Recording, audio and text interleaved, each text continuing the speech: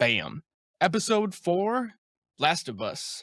So, super high level. This is kind of probably like really a pressure relief episode or like a setup episode, high level. Because in preparation of getting to do this recording, I was kind of thinking to myself, I'm like, what is like happening or what thoughts do I have to say? And to be 100% honest, I don't have a ton. I have like kind of just broad summaries of like what purpose does this episode serve, but that's really the super high level I have right now, and I'm just curious where you guys want to take it. Yeah, I had kind of similar impression. It's definitely a setup. I thought I actually thought a lot more about the previous episode because I started seeing all of these like headlines and stuff that were like, this is HBO's magnum opus. That this is the best piece of television HBO's ever produced. And I was like, Wow. okay, guys, it's a really good episode. I don't think it's the best piece of television that they ever produced. And so I was like, what is this? And I was thinking for a second, I was like, I realized that the entire last episode, besides the very beginning and the very end, like the whole romance portion, could have been totally cut and it wouldn't have affected the plot at all. Yeah.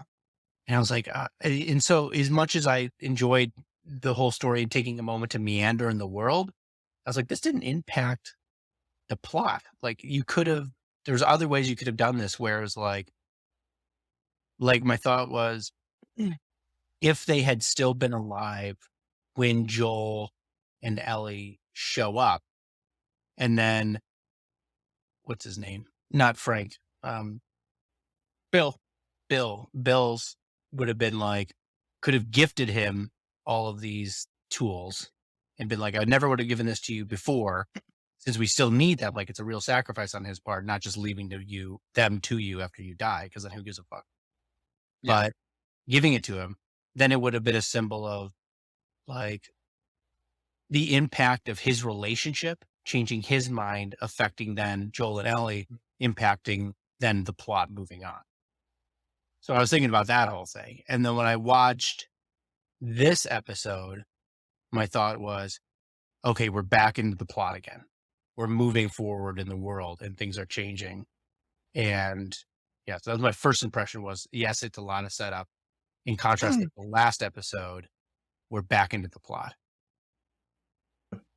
Yeah, I agree. This did feel like a setup episode. Uh, w- what I kept thinking about, similarly to kind of what you were thinking, Joe, about on the last episode and this one, is that I was like, they're doing something cool where we've talked about before how they're kind of taking their time. They're not rushing through things. It's like they're taking moments to like make the world feel multidimensional instead of like, this is a Yeah. story of Joel and Ellie, and they have to do this, and we're just watching them do this.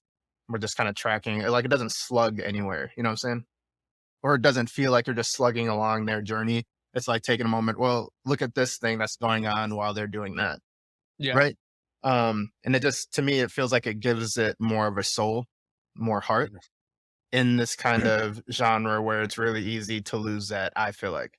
And I know we mentioned that before. And so I'm like, I'm really appreciating how they're doing it because it's like we haven't seen many infected in the last 2 episodes, right? Like how maybe No, there's like 1 or you 2. didn't even see. You saw like the ones that Bill killed in like the montage like sequences where he's got traps and stuff Yeah. set up, but outside of that, you don't really. It says more about who Bill is a person rather than like anything about the state of the world and the infection. Right. And I think that's really cool because it's like it's there, you know it's there, you don't really forget it, but it's also like there's more going on. And we talked about this last time. Yeah. But this episode was some of the touching moments that happened, and we'll get into that. But I feel like I was like, this is just a full story. You know what I mean? They're taking what the game already laid out and they're expanding onto that, but they're not losing anything. If anything, we're gaining more. We're gaining more of like the humanity of these characters. You know what I mean? And I really appreciate it. Like I am like, this is the right way to do this kind of thing. Yeah, I can see that. Like, I think one of the big things that kind of came through for this story is Ellie is kind of putting down her guard and trying to like break through to Joel in some sense, because like he's like siphoning gas early in the episode, and she's like, "What are you doing?" And then she like sees him what he's doing, and then because she like actually it opens with her playing with the gun, which I was like, that's really was weird, kind of, because she's like pew pew pew. I don't know, it just the juxtaposition was just so strange. Like after everything that's been going on, I'm like, I don't know if I would be playing with guns.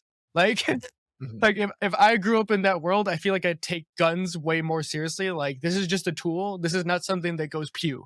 Like, um, totally aside on that. But then she like immediately has like this joke book, and she's like trying to like break down Joel because she kind of knows that he's serious all the time. And she just says it. He's like, "You can go wait over there and not bother me. Thank you very much." Which I don't know. I just like I don't know. I thought I always just enjoy like silly banter in these kind of things. It's like even when things are serious and the world sucks, you can still be humans, right? Like humans make jokes at the worst possible time. Or it's like making light of the most horrible things so you can at least get through it. I liked that, right? There's kind of I'm trying to wear down his guard throughout the whole episode. That's just happening. And it begins with the siphoning, right? Where he's sitting there. I don't know if it was a siphoning. Did the siphoning come before or after? Because they're in the woods too. And That was later on. oh yeah, that's right. Because she That was like first right starts- before they got to yeah. it's joke book during siphoning, telling all these silly dad jokes. And then later in the woods, one more joke while they're trying to go to sleep. Which for a second there, that girl's acting is like great. Yeah. Because there was that when she was like, "Joel, I have a serious question." And she's about to, and then cracks a joke instead. I was like, "What's the serious question?" Character development. I like leaned in, and then she told the joke, and I went, "You bitch."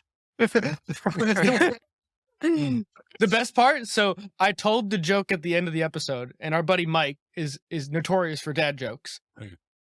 I told it while we were all in Discord like a day or two ago, and he hasn't watched the show as much. So I told it, and then he literally is like, Did he "I'm know dead." Like he's like, "I can't help." I was like, I feel accomplished. I got the guy who's the dad joke connoisseur. Dude, so the thing I love about the dad jokes, maybe I'm reading too much into this, but in the forest scene when she says the joke and Joel knows the answer, I forget what the joke was, but he knows the response, and she's like, "Oh, did you read it?" He's like, "No." And I'm like, the dad jokes. And he knew the dad joke. You know what I'm saying? Because he's a fatherly figure. I'm like, I don't know if that was Yeah. intentional, but that was pretty nice. I That's like a that. good point. I didn't even think about that. Yeah, I didn't Yeah. catch that at all. That was good. Yeah, you're right. I think that, if that's intentional, that's really well done because it's teasing out his dadhood actually, Mhm. right? Because it's cracking jokes and then he lets out the dadness, right? He's Yeah. becoming more of a father figure to her with a really Oh, that's subtle interesting. like line, Right. right? Yeah. That's cool. I like paused it and I was like, yo, if that's intentional, this is like poetic. Like, how, you know what I mean? I'm like, they're doing it really well. Well, plus, Um, like he even starts like teaching her things, like specifically in that forest scene where they like drive way off the road, and then he kind of forgets that she's not like used to this world, or like what it means to have like the scavengers, or I forget what he called them.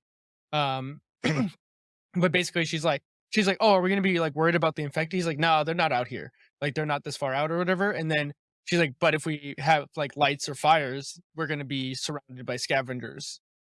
And I was like, "Oh, that's interesting." Like I wouldn't even have thought of that.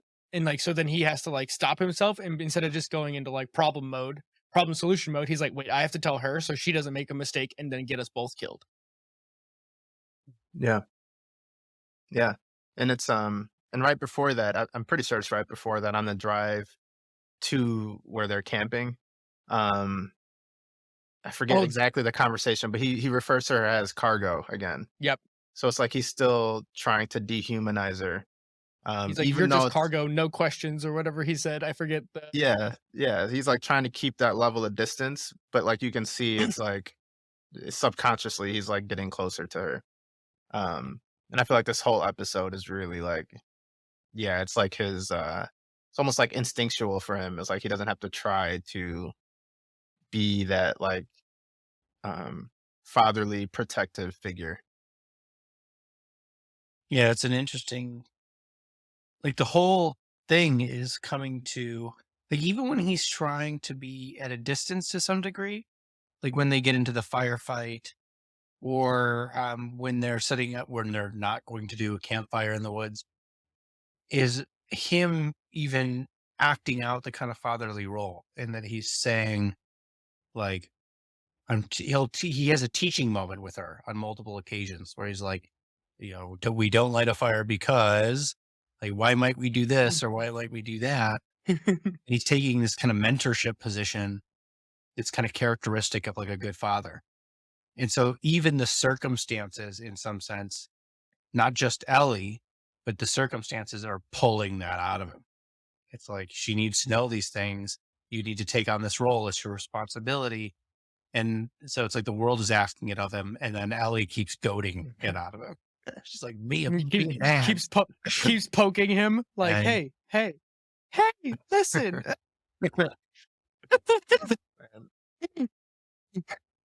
Yeah, honestly, that's a good point. And then right up to this episode, like the big kind of conflict is when they get to. So this is changed from the game. It's Kansas City that is the town they go to, but in the game it's Pittsburgh. So, and I think the only reason that was changed is just where they could get filming rights to be like to a place that makes it look like the city. So honestly, does it even matter that it's changed? No, probably not. But it's just the city on the way there. And this is like, hey, this is what happens when I really like this idea to like give you more character of like, okay, what happens if FEDRA gets overthrown in one of these major cities? And then it's like, okay, now you have an uprising, like, revolutionary force that is now in control. And how does that work, or how does that look? And I mean, you don't see it right away, but you kind of see how they respond to Joel and Ellie's presence, which is literally set a trap and try to take all their supplies and kill them as fast as possible. And it's like, okay, here's old school humanity tribalism at stake here. Dude, that pissed me off. Look, when they get ambushed, like, the moment there was a hurt guy, I was like, well, this is clearly an ambush. But like, when they're fighting, I was like, fuck you, nerds. Fuck you. And I think Joel kills them. And I was like, I was like, fuck yeah, Joel, get them. These guys are dicks. I also thought the banter was very interesting in this situation too, because in comparison to most other fight scenes and other stuff, right? Like normally it's faceless, nameless bad guys. But in the fight, like when Joel takes out one guy, you hear background conversation of like, oh no, he fucking shot Steve, or I forget the guy's name that they say, but it's like the people are reacting to people they know and have lived with and probably have done these kinds of ambush how many times? It's like you're killing someone's friend and they're going to react like they're killing someone's friend. Yeah. That was the piece. So not when I'm talking about the part where I was like, fuck these dudes. It wasn't the guy that Ellie shoots and is like trying to bargain for his life. That's a different thing. But when the guy, Joel, when they're getting shot at, and then Joel shoots the one guy, and then you hear the other guy go, fuck you, motherfucker. Yeah. I was like, you don't get to be angry. You're the dickheads that did this. Like, yeah, you started this. Yeah, you started this fucking thing. And then kind of pulling onto the fight scene where he basically has to tell Ellie, like, and Ellie has to basically have enough trust with Joel at this point to be like, he is going to provide enough covering fire that she doesn't get shot. And so it's like it's showing that there's a certain level of trust developing, that in a crisis situation she can rely on him, and vice versa. I mean, because this is kind of like putting Joel to the test of like, hey, can he protect someone again? Because he's used to surviving on his own, or just getting jobs done. That it's a one thing to do that, but it's a whole other thing to survive in these scenarios. Yeah. Yeah, and it was like it was smart. Like he you could tell that he's trying to coach her, that he wants her to like listen. She does listen. They're finally under circumstances where like she has to not be so like jokey. Right? She can't be cracking jokes anymore. It was like, here's reality. Time to act. Time to like grow up. It's like right now you have to start taking action. There, and I like that because I like that Ellie is like funny and joking and stuff, but I want a balance where she's not a kid all the time, where she's forced into these circumstances of growth, right? Where we are in a dangerous situation. I need to know that that she's not going to be a Mary Sue either, Yeah. right? That because that this is going to be a character that starts out small and is forced to develop, and a poorly written character would be in that circumstance and know exactly what to do already, and then Joel would be superfluous. Right. So I'm happy to see that they got into that firefight, that she has something she needs to learn. She has circumstances she needs to better understand, and that like this is a kind of contentious moment. I was happy to see that. Yeah. Plus, I think it's cool that they like showed a lot of the scene through Ellie's perspective, where like after she's hiding, you just hear sound effects of like um how Joel is dealing with the situation, right? And it's not until you hear that second guy come through the door, which I forget his name, but he's just one of the bandits, and he basically gets the better of Joel, and then it's basically on to Ellie to um save Joel's life. And she could either use the knife, which she already has, or she can use this gun. And it's a very tense moment, right? Because she's like hesitating and doesn't know if she should pull the trigger, which I think is a good thing to show in this situation, like you were saying, with like character growth. Because if she was a Mary Sue, she would just pull the trigger and she'd fucking go John Yeah, Wick on this guy. yeah. I wish that Bill would have given her the gun Mm, and been like, "We gave stuff to Joel. I learned the importance of protecting somebody. I gave this to Joel so he could protect you. I'm not telling Joel this, but you need to protect him as well." And then gives her the gun, and then because this makes that relationship of consequence, then she got to save Joel, because then there would have been a ripple effect where Bill meeting this guy allows for Bill to understand that there are people worth protecting in this world and worth caring about, which makes him want to protect Joel and Ellie, or at least allow them to protect each other, gives Ellie a gun. Ellie uses that gun to protect Joel. So now there's clear circumstances yeah, where the plot is affected from that portion of the episode. Because otherwise they just show up to an empty house and take a bunch of gear, which is right. what basically that's what happened. Whether Effectively. you liked the romance scene or whatever or not, it's like you literally could have cut that whole thing and nothing, it wouldn't have affected it. Right. Well, you could have just basically condensed these two episodes together and had the starting of episode 3 with some travel sequences, and then you have the end of episode 3 of them getting supplies in the car, and then you have that car scene with like all of the beginning of episode 4 being most of episode 3. And then episode 4 would have been everything that happens in the town, Yeah. effectively. Or in the city rather. Right. And so like, yeah, I get it. Like it's an interesting choice to some degree. Like that I think that I would have liked that honestly, because then you would get the character development of Ellie um to have a reason to use a gun other than just being like, I want to use a gun to use a gun kind of thing, right? Right. Like Right. Yeah. Good point. or rather, I just want to have a gun because everyone seems to have a gun and I'm just want to have power, quote unquote. And it's like a power equalizer, right? And it's interesting. And then from that point, like once they get out of that situation, Ellie kind of freaks out a little bit because she shot somebody. She didn't kill him, but she shot him in the spine.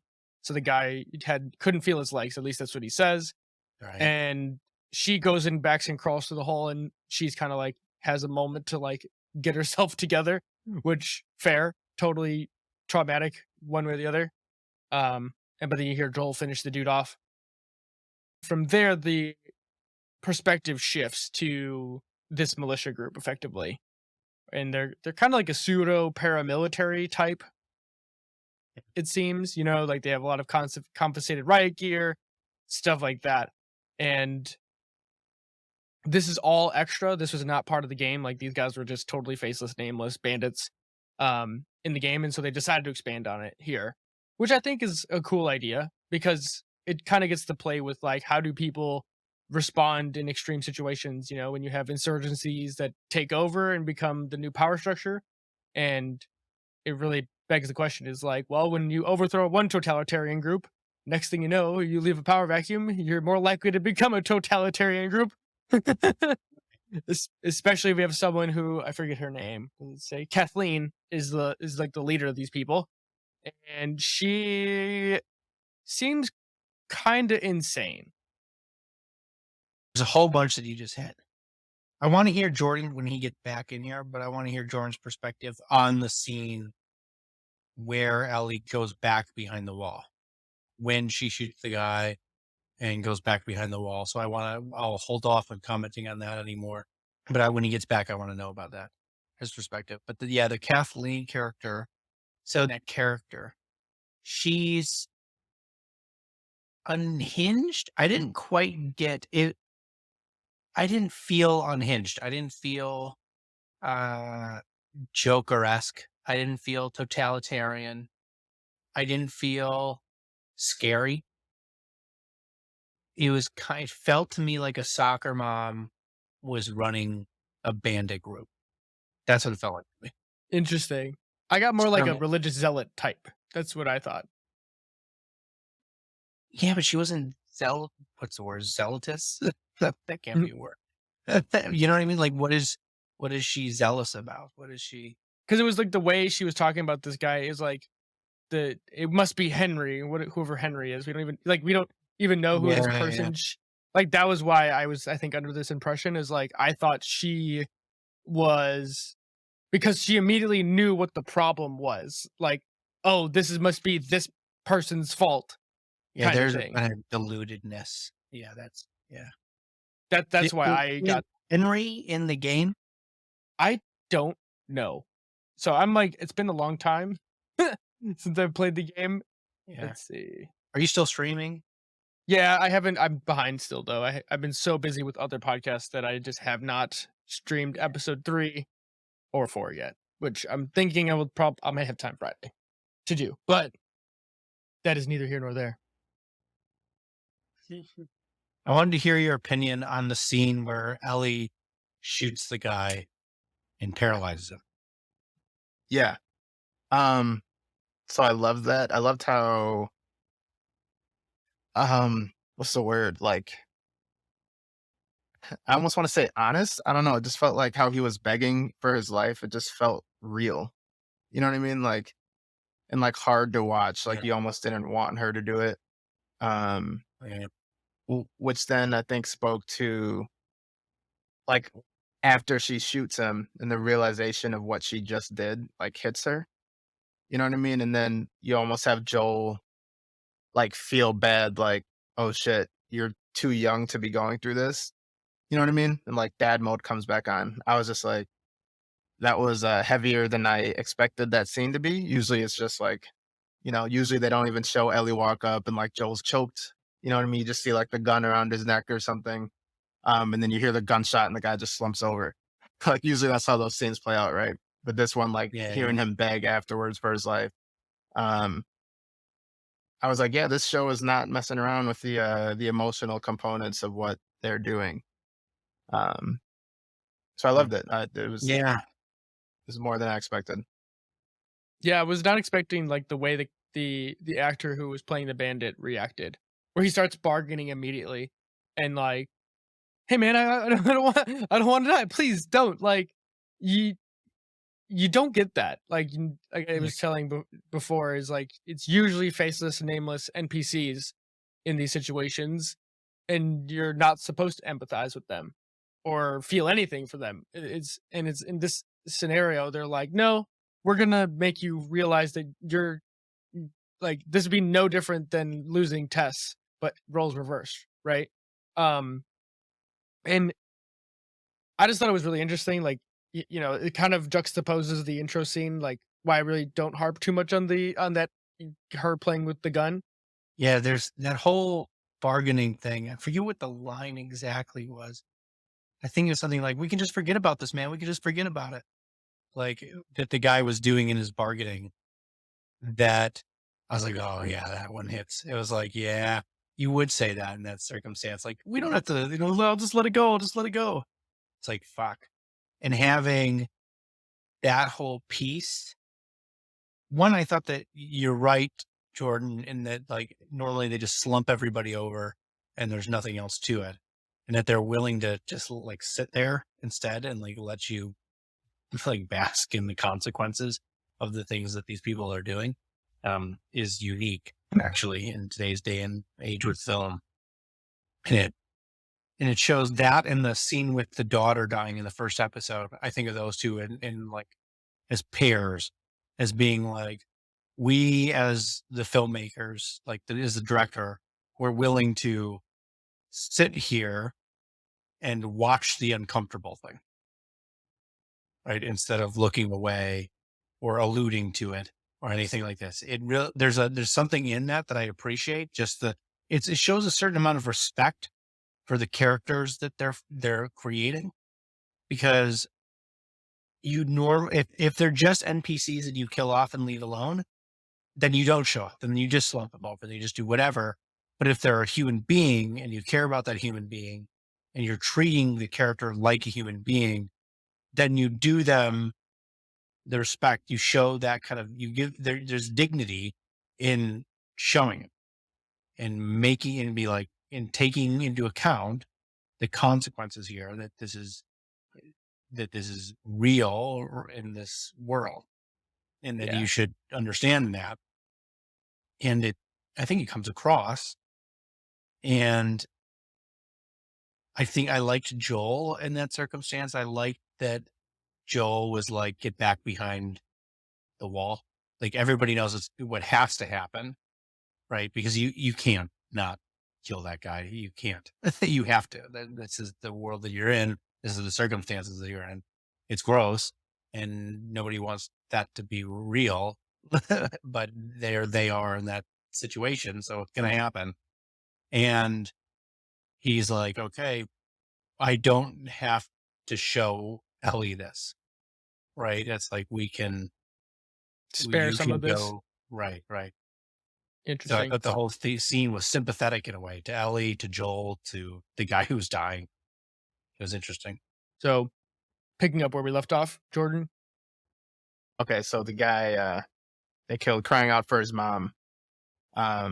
Just kind of goes off everything, Joe, that you're saying. It's like um, they're respecting all the characters they're creating, and also I think they said this in the behind the scenes, portion of the episode where it's like it's a matter of perspective on who like the good guys or bad guys are, and we just so happen to be looking at this through Joel and Ellie's view, where it's like it could just as easily been flipped, and we could have been with this group who overtook FEDRA or whatever, and then they would be the bad guys who just killed, their whoever that person was. Um, so yeah, I mean, again, that scene, I did not expect it to be that heavy. I thought they were gonna kind of move through it, but again, as it's like a theme that they're taking their time when you almost don't expect them to, but it just makes the story and the world feel more whole. Yeah, I think you're right on that. Like, and while you were figuring out what the situation was recording, I was kind of alluding to what they did with the leader of this resurgence group, with Kathleen, and how they chose to elaborate on like what is this kind of group, right? Like you can imagine. I told Joe this, but they're like a paramilitary group. They seem to have confiscated a lot of the FEDRA materials or the riot gear and have been repurposing it. Um, but it's like they're clearly organized. They're not just kind of like this ragtag just group of survivors. They're like they seem kind of like ready to kick ass when needed. And it's part of the reason why it seems like there's no infected, and it's like as far as we can tell, right? Because they do show that scene where there's like they open the door and it's like that the floor of this door is like moving, it's like pulsating. You kind of hear some stuff, and they're like, "Should we say something?" And they're like, "Nah, we're good." And I'm like, "That was a bad idea." Like if it was up to me, I think I'd be getting the gasoline ready, and I would be like getting ready to light that bitch on fire. Yeah, I couldn't. That was one of those moments where I was like, where I thought the writing slipped, because I was like, okay, you have to show this. I get that you have to show this because this is a foreshadowing, right? But I need a better justification than her Yeah. just saying that, like, we'll deal with one thing at a time. And if she's going to say that because she's off or she's overwhelmed or whatever, I need a little bit more of you showing me that. But then I also need the guy that's there with her, who's like full special operations, like the beard and everything. Yeah. I need to not be like, okay, seems like a good idea. Whatever you say, ma'am. Yeah. Like I Yeah. need more. Fun note. That guy played Tommy in the game. Yeah. Oh, what?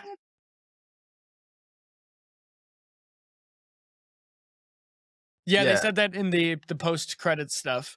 He's like, I fell in love with the guy Tommy, and it's awesome to be like playing the character, and that character didn't exist in the game, so they created that character, and then he got the role, which is, I just think is so dope that they're like able to let these guys who are just voice actors and be like, hey, you want to come back? Right. But yeah, Joe, I'm with you. When I saw that, I was like, okay, it's just one of those things you just have to do. Joe said this while you weren't here, Jordan, but he called Kathleen like a soccer mom that somehow became like in charge. Yeah. And I'm like, honestly, you kind of like saying it that with the juxtaposition of her like telling this special forces dude, like, yeah, we're just gonna make this complete blunder. Yeah. This kind of goes against everything you would do for situational awareness in that situation. Right. Of like, wouldn't you want to have guards who are on this at 24/7 with flamethrowers, even if they're improvised flamethrowers? Yeah, Like, I at least thought like it's a metal door, weld the door shut. At least that. at minimum. Like something. Yeah. Yeah. No, I hear you. I hope they explain. I'm sure they will, but I hope they explain more of her in this next episode. I feel like we're going to. Because she seems interesting at the very least. I'm like ruthless, kind of badass, but like has like it's like off-putting almost because she seems super kind, like and Yeah. soft-spoken, and it's like, all right, what's up with this? What Something what is about her this? is like off to me. I kind of explained it to Joe, but it was like the way she like immediately knew that this was like the work of Henry, and we don't even know who Henry is. And then like she's immediately mobilizing everyone, like, we need to go find Henry, like, because he's the one who's the problem here. And I'm like, I use the word zealoty, like the single-minded focus, but yeah, I don't know. Like there's something about her character is like something broke in her. And Yeah. I don't Yeah. know what exactly it is. Yeah. The broken soccer mom. Karen. Oh my god. Oh God. Is that her? No, her name's Kathleen. Okay, I was like, No, I was just thinking like she's the Karen of Last of Us. oh my God. You could do that. Like you could have her be a Karen and like turn that up to a point of like being so pathological that she's just fixated. I saw a video yesterday of this crazy woman who was riding her bike, yelling at a guy who was walking his dog on the sidewalk and got in her way. And she was just freaking the fuck out at him and like wouldn't let him pass. She's like moving her bike in front of him, just screaming at this dude until finally he got a gap and he ran past her and he goes, bye, bitch. And like runs right. Yeah. And everybody on the street starts laughing at her when that happened. It's like you could have made her like that character. Like you just should listen to me. And like they could have done that, right? I would be like, oh fuck, you got one of these. One of these is running cold. Oh no. It's like you do it, but you gotta show it to me. Right. So there's a way where you could have that actress playing that kind of character where my initial impression of, oh God, it's a soccer mom could work, but we're not there yet. So I don't know what they're doing with the character. And thus far, I don't buy that people listened to her, in part because she made a terrible idea with no justification, or had a terrible made a terrible move without any justification.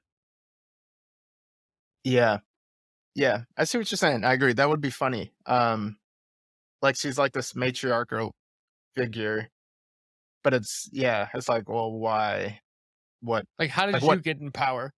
Yeah, yeah. And I'm sure they'll go into that Yeah, in this next up. I'd be shocked if they don't give that a little more context because I see what you mean. It is kind of like, oh, there's a couple things, those being the two that you kind of just take it. Okay, it's yeah, a show. Let's just what's happening next. You know what I mean?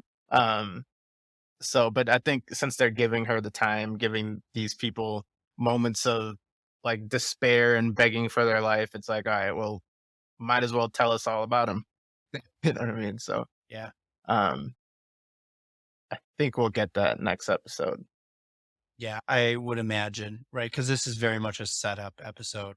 And even her objective, Henry, isn't introduced until the last moment. So it's like, okay, now we have the reason why she is the way that she is. And then it ends. So presumably you get to understand who Henry is. And then Right. through that, Yeah. understand who she is.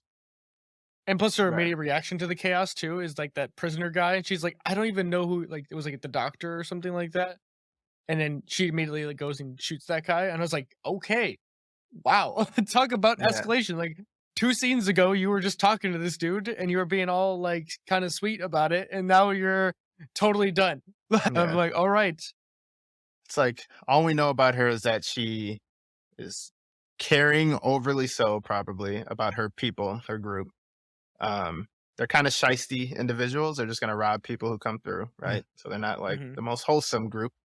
On top of that, she's ruthless. She just goes, shoots this cop. She's essentially chasing I'm assuming a father and son, or brother, maybe they're brothers. I don't know if they said it. But one of them is a young kid. He's like maybe Ellie's age. Um, and so like that's all we really know about her. And it's like uh, she's interesting enough that it's like let's find out more. At least I don't think they did a bad job of creating. I don't know that that's what you guys are saying, but I don't think they did a bad job with this character. It's just like, yeah, now we want more. Yeah. You're gonna tease us with it. Give us the rest. Yeah, I mean, I don't think I have any like overt things. It's like, yeah, they could have been tighter, maybe, but like Yeah. whatever. Yeah. Like, It's nothing to break Yeah. the show. it's not the worst. Right. But, Yeah. and whether or not it's a good or bad character, you just can't know yet. Right. There's just not enough Right. there. Then to really just round out the episode, we have Joel and Ellie kind of escaping, finding a place that they can just lie low, while obviously I assume Joel at this point figures out that they're going to get found out. Like, not they're going to get found out, but they're going to find the bodies, right? And they're going to be like, at least some sort of hunt is going to be after them, because you don't set a trap like that while not being at least somewhat well prepared, because you're not going to send all of your people to be ambushing people as they're coming into the city. Um, and again, you see kind of Joel breaking a little bit because he like boosts Ellie through this little vent hole to open the door, and then he kind of tries to like, hey, look around first before you open the door, and then the door's already open, like before he even finishes the sentence. And it's kind of, I guess it's really deepening their relationship, like finally them becoming a team rather than just being, Joel getting to Ellie from point A to point B. Like he has to learn how to rely on her, and the same way for Ellie. It's like he needs her too. He can't do it by himself. Are we at the very last scene yet? Is this the Yeah, I part you're think talking so, about? because Yeah. it's like right after they open that door, then they kind of like get ready to go to sleep, and then she's they have like a little funny interaction again because Joel's like putting all the crushed glass on the ground, and Ellie's like, "What the hell are you doing?" He's like, I don't want to I want to make sure that I hear them if they're like if people come find us. It's like, are you sure you're gonna wake up from that? He's like, yes, point blank. But then also too, like the guard falls again because he's like, sorry you had to do that. Like he gets kind of serious about like, I wish you didn't have to live in this world where you have to shoot someone at, I think she's 14, something like that. So, Yeah. Someone that young who has to take somebody's life, or at least injure someone such that it's more humane to take their life. Um, you know, it's again Joel's humanity is kind of being rekindled in this journey, and I mean we're still very early, but still. Yeah.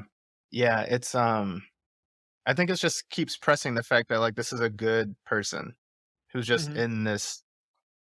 in this like chaotic shit show of a world, you know Awful, what I mean? awful end of the world apocalyptic. Yeah, like, and you know what that does to people, and I don't know if they get too much into it, but they allude that I think Ellie asked him like, "How did you know they were trying to rob us?" Um, and I think she's like, "Were you on the other side before?" So it's like Joel was that person at one point. So he's seen both sides. He's also trying to protect Ellie from like going down that path. Like you don't have to kill someone at 14, but like this is the world you're in. Um, He's trying to and shelter her a little bit, which is what fathers do. right. And it's like it's just there. Like it's almost like he can't, as much as he wants to fight it, he can't. There's a point that he can't anymore. You know. He's like, I don't want to be the dad, but fuck, I'm doing it. Doesn't she say one more joke or something when they go to? Yeah, that was the joke I alluded to Yeah, I earlier, forget. which Yeah. is Wish I could remember what it was. it It was was like diarrhea's hereditary or something like yes, that.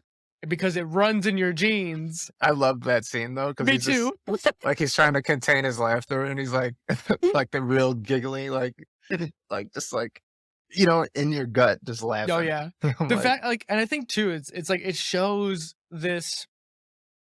It's like the jokes you hear. It reminded me of like stuff you hear about like banter within people who are veterans of the world wars, specifically World War II and stuff like that. Because you hear these jokes that are really dark and like, but it's like you they sound dark in juxtaposition to our lives, right? But it's like in those people's lives, and you're in the trenches fighting with someone. It's like you really need to make a joke like it. Not like obviously this joke was kind of innocuous, but like you do need to make the joke though, like, because you need to like pop the bubble and like just get it out. Because if you like keep in all of the things you've done to yourself, like not to yourself, but like done to other people, and like beat yourself up over it, you're just gonna be a wreck.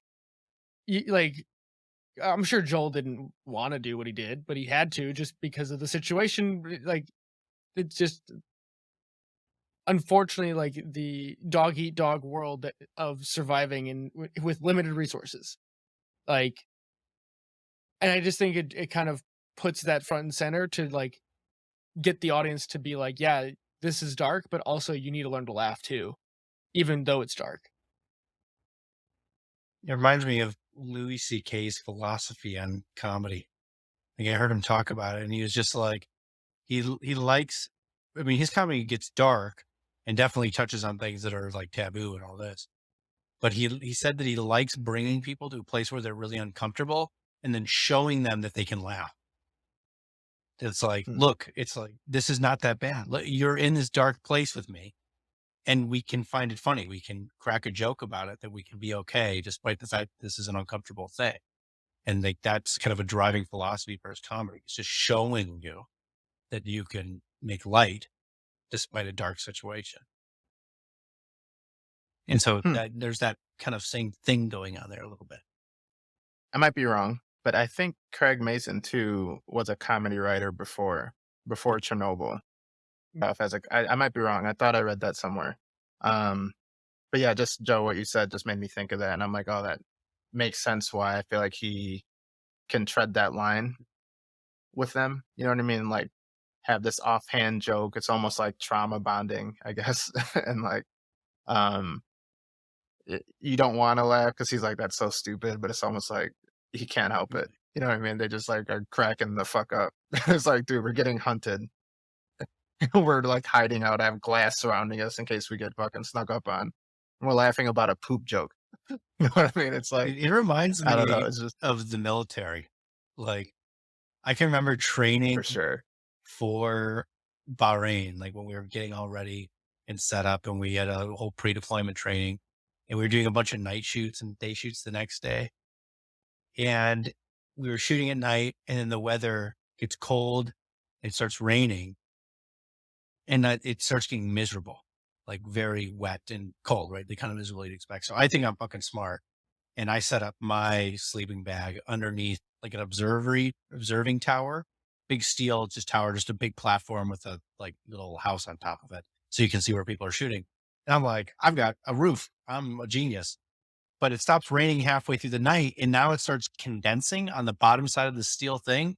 So the only place that it's raining is underneath this thing, and I'm just getting more soaked. And I was like, it's raining indoors. This is bullshit. And I literally wake up in the middle of the night in 2 inches of water. Like I have put my sleeping bag in apparently the perfect divot that is now full up Oh with my water, and I am shivering. Like I shake myself awake, go fuck this, grab all my stuff, find a spot that doesn't have any room. It's like in the back of a 7-ton where it's literally maybe a 1.5 foot wide bench. And I'm trying to stay on that to sleep while shivering. Well, it starts raining again and it comes in and it's hitting my feet. And I get like almost no sleep. And I wake up finally in the morning and the driver comes out and he's dry because he's been sleeping in the cab.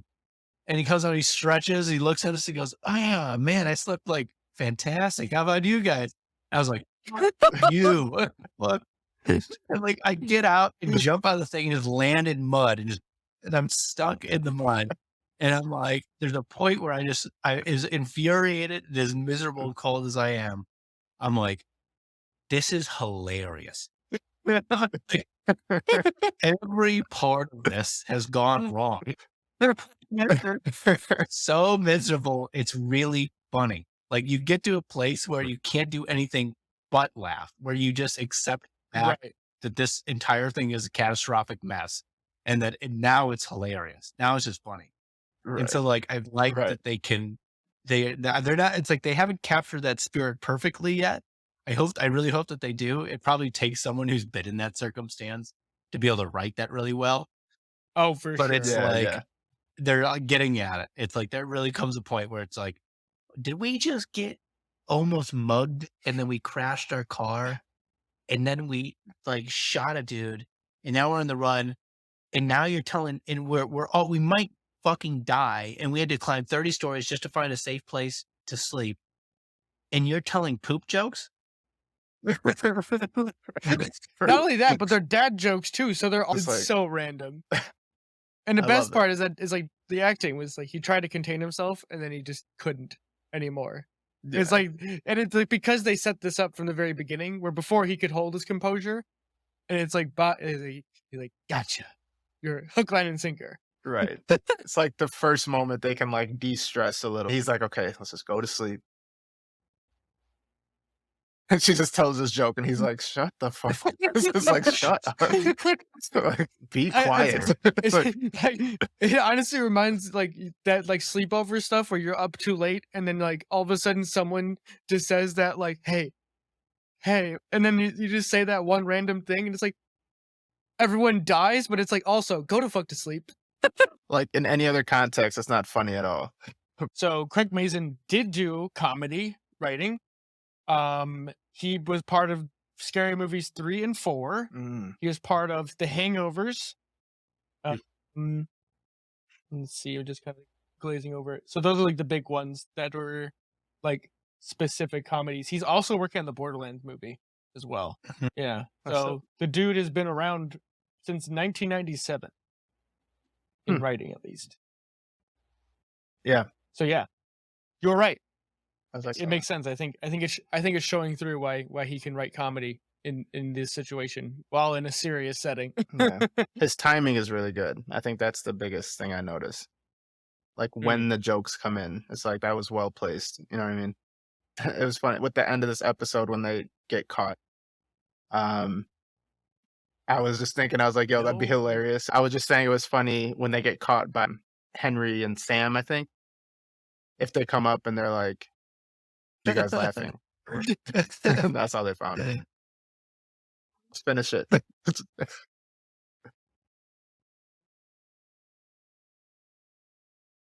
You guys go. Yeah.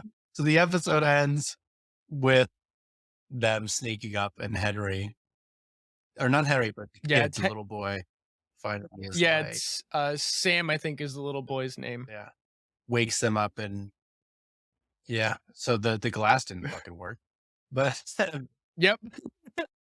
All that preparation for nothing. and then it ends. And now I'm waiting for the next episode where we get to see how this Which blows up. I think, any other thoughts? I feel like we kind of covered everything. All the major points. Cool beans. Cool beans.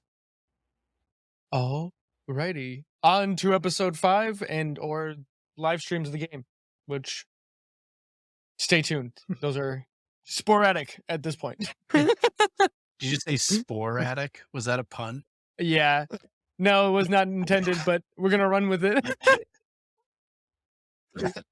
I made a joke without even meaning to. That's how good I am.